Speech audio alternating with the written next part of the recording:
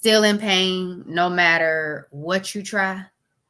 What if the foods you eat every day are keeping you stuck? Y'all, in this episode, I'm revealing 3 common foods that you may just be fueling your pain. And number 3, you probably eat it almost every single day. But guess what? I need you to stick around because this could change everything. But before we dive into this episode, vibe with me, y'all. Welcome to the Empowered Plates, Empowered Lives podcast.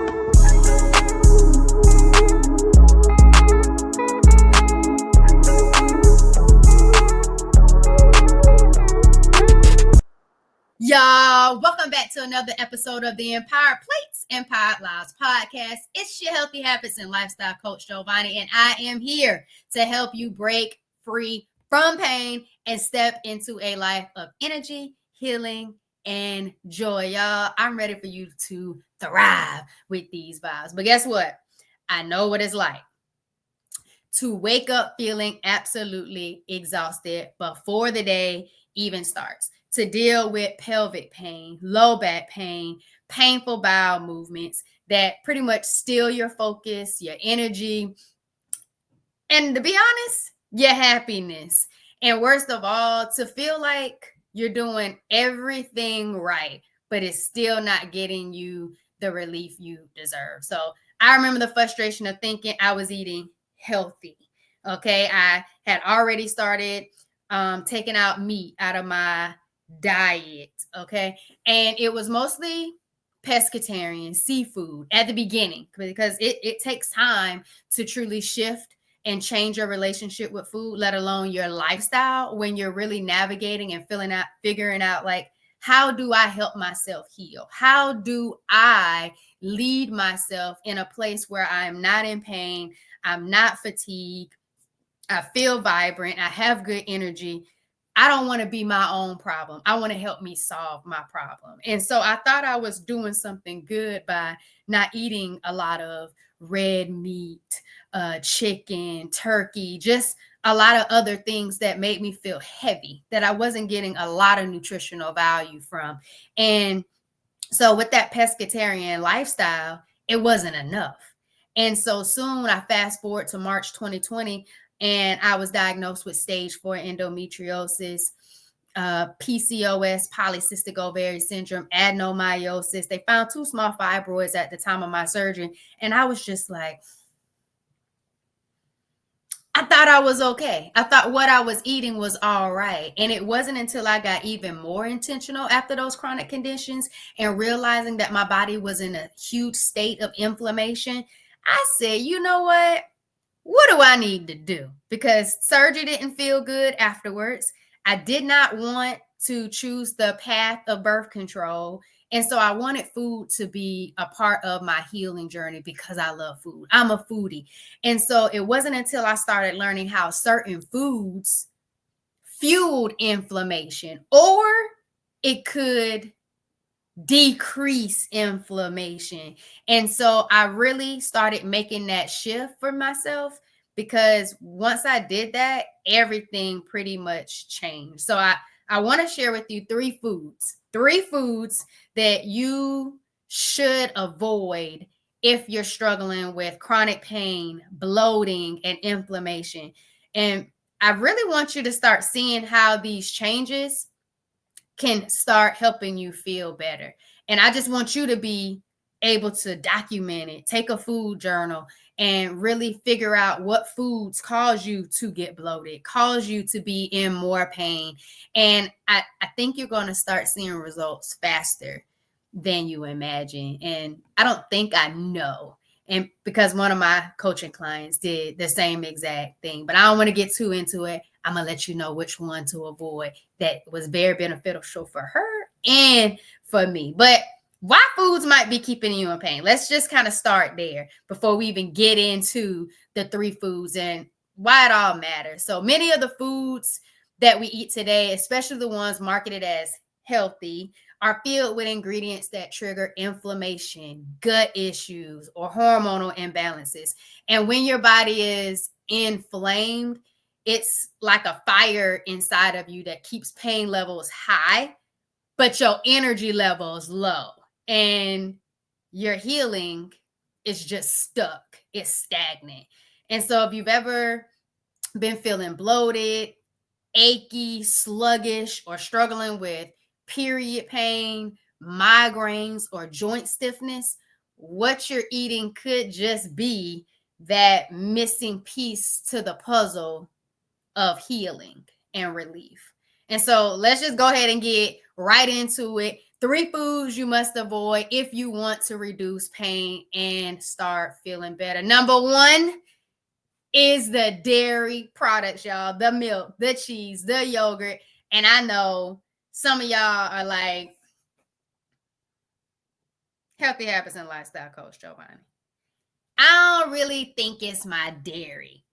I absolutely love cheese. How am I going to live life, enjoy my food, be happy, and I gotta try to avoid the cheese?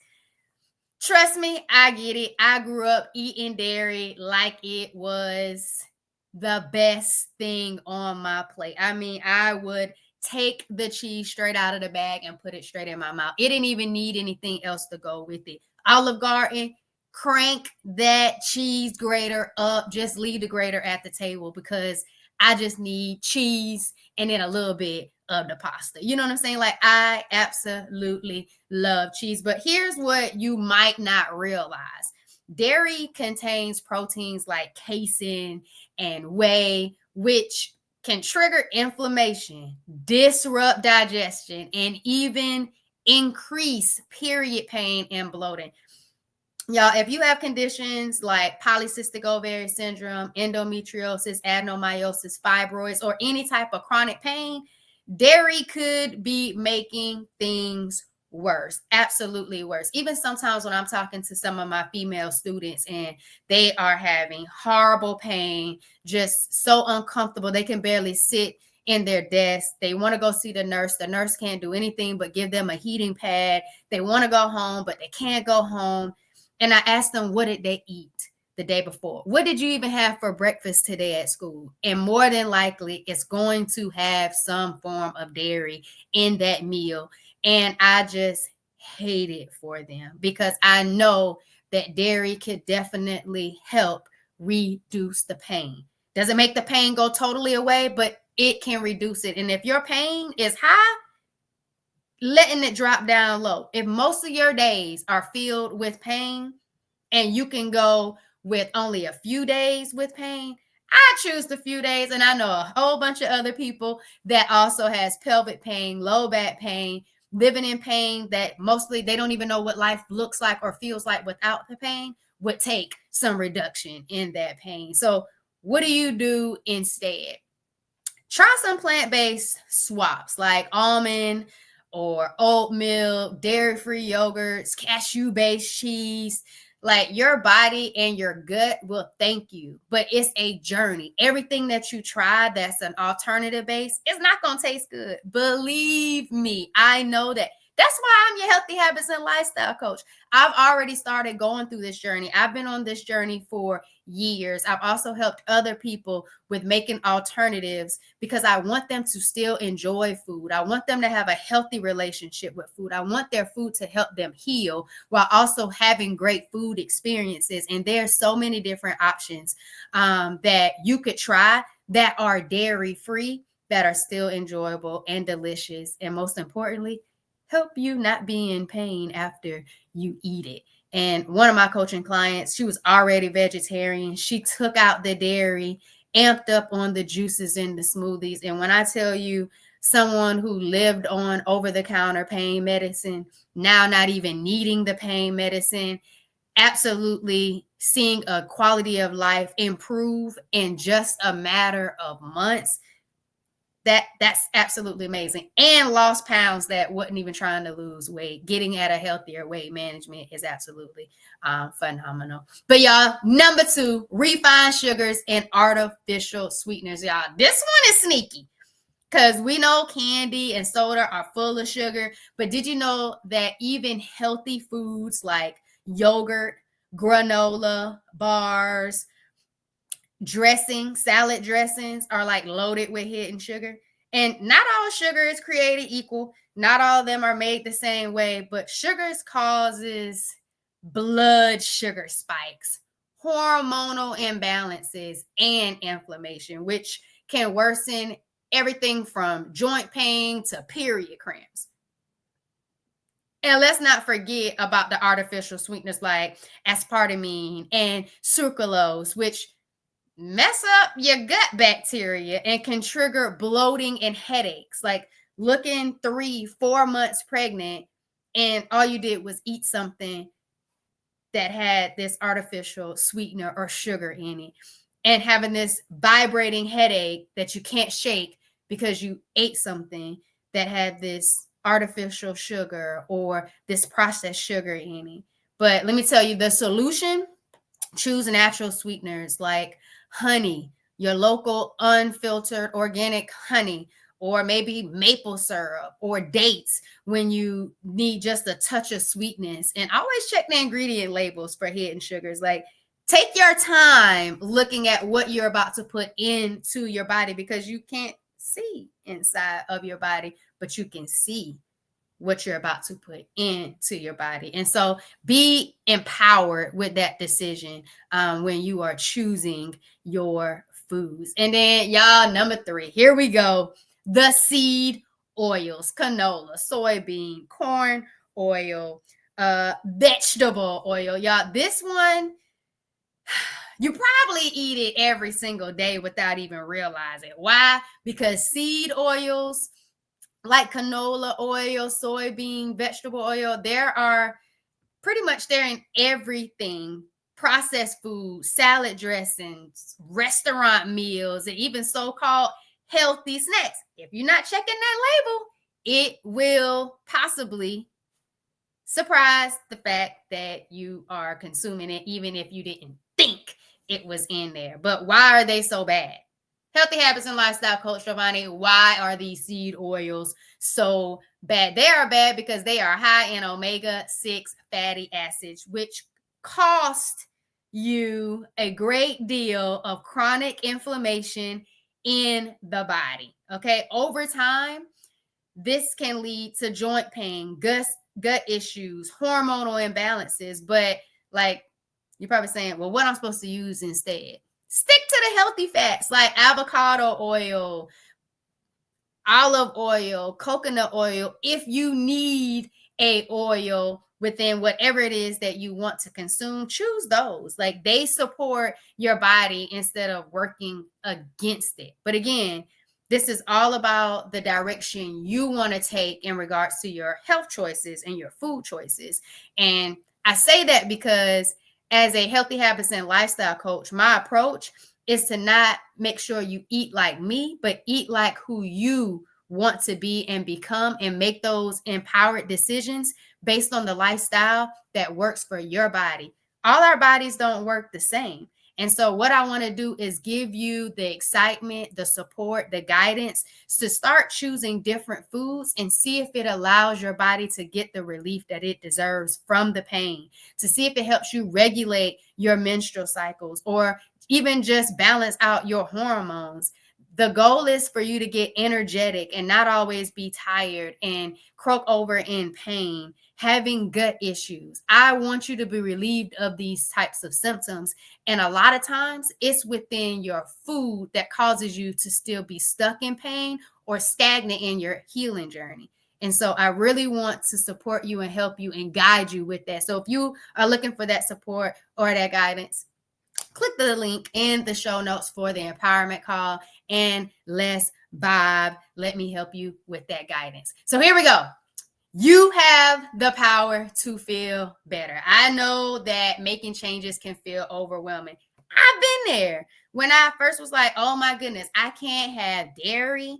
I can't have gluten. I can't have sugar. I can't. And it was like all these things I can't have, or I should avoid. And I was just like, this is slightly depressing. This isn't fun. This doesn't seem like the life I just truly was excited to start living. And it wasn't until I shifted my mindset to saying the foods that I'm eating are helping me feel better. The foods that I'm eating are making me vibrant and good energy. The food that I'm eating has nutrients that is supporting my overall well-being. I started getting excited because I started having really good food experiences. The food dishes that I typically ate, I found a way to remix it to where it didn't hurt me. It didn't make me feel bad. It didn't make me feel sluggish. I didn't feel guilty after eating it because I felt good after eating it, because I was doing something good for my body. It was healing and it tasted good. And so I know it can be overwhelming. I know that there's a process of grieving a life that you used to live. And I just want you to know that you can do this. You don't have to be perfect to just start feeling better. You just want to progressively start going on this journey, embracing this journey, and figuring out what really works for you. So even swapping out just one of these foods can make a difference. I'd say start with the dairy, but if it's the sugar for you, start with the sugar. If it's all of the different types of oils that you're consuming in your processed foods or your fried foods, start with the oils. Matter of fact, tell me in the comments, which one of these three would you think that should be your first one you should start avoiding to see if it helps your body with reducing the pain that you're in. All right. Even starting with one dairy-free or cutting back on one sugar, like that can help you reduce bloating and fatigue within itself, as well as your pain. But every choice you make, I want you to be nourished and flourishing your body to step towards that healing. All right. So I don't want you to leave this episode feeling restricted, feeling like, oh, everything I love, Healthy Habits and Lifestyle Coach said I need to avoid it. No, I want you leaving feeling empowered, knowing that the decisions you make could be helping you reduce that pain that you do not deserve. I want you to know that the moment you start paying attention to what you're eating and how it affects your body, you take that control back over your health. You get your power back to be able to vibe through this thing called life and not just survive. All right. So here we go. One more time. 3 quick takeaways to remember. Dairy, sugar, and seed oils can trigger inflammation, bloating, as well as hormonal imbalances that keep you in pain. 2, you don't have to be perfect. Start by making one small swap and build from there. You are building a foundation towards the lifestyle that you deserve to live, to thrive, and not just survive. And 3, your food should work for you. That's right. Your food should work for you, not against you. The more you listen to your body, the more empowered you'll feel. Okay? So if this episode was eye-opening or it made you feel empowered or you actually could relate, like Healthy Habits and Lifestyle Coach Jovonnie, I love the cheese. I know that making changes in my life are hard, but I know it's possible and it can be done. And you just made it seem like it could also be fun and I can still find really good food that tastes good. And I'm not sitting here depriving myself of the joy of good food. I can vibe with that. Then I want you to make sure that you are subscribed to the podcast. Make sure you subscribe to the Empire Plates, Empire Lives podcast. If you listen on your favorite podcast distribution platform, make sure you hit the follow. Make sure you rate and let them know that it was a vibe. If you're watching on YouTube, make sure you subscribe as well as likes. The numbers are showing a lot more people are listening and tuning in, but they're not subscribed to the channel. So please hit that button and let YouTube know you getting vibes and value from the Wellness with Jovonnie channel. All right. And if you know somebody who needs the info, share this episode with them. It might just change their life. Or send in somebody that you want to be your accountability partner. Somebody you also want to make sure they're reducing their pain and they're able to live a vibrant life. Y'all, every small change you make is a step forward to healing. Make the forward vibrations one of healing and empowerment, and embrace the lifestyle, y'all. Start the day, trust your body, and know that you have the power to feel better. I believe in you, and I see you in the next episode. Thanks for vibing with me, y'all.